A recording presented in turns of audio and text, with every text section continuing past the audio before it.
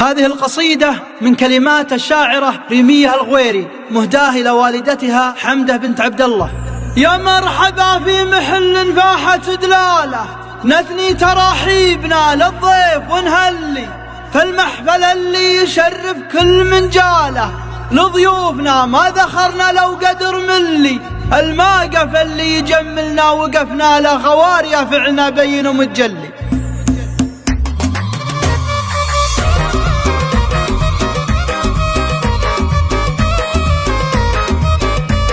يا مرحبا في محل فاحت دلاله، نثني تراحيبنا للضيف ونهني، فالمحفل اللي يشرف كل من جاله، مضيوفنا ما دخرنا لو قدر ملي، الموقف اللي يجملنا وقفنا له غوار يافعلنا بين ومتجلي، يا ما دحرنا العدا رجلي وخياله، من طيبنا كل خيب راس معتلي، من طيبنا كل خيب راس معتلي.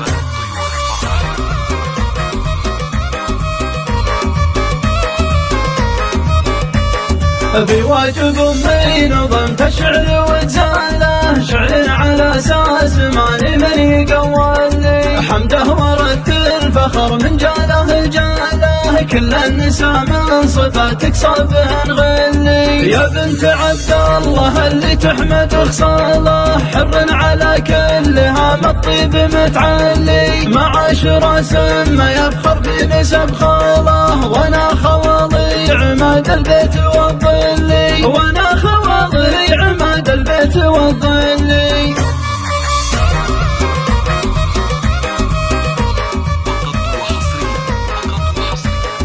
في نجد ولا كويت العز والقامة، تسحول قوم تعقد الحبل وتحلي، وحنا بناتك بقر الزين وحلاله، بنات شيخ مربنا على الدلي، حنا بخر شارع اليا كبرة القاله، نفخر بطاليه بين الناس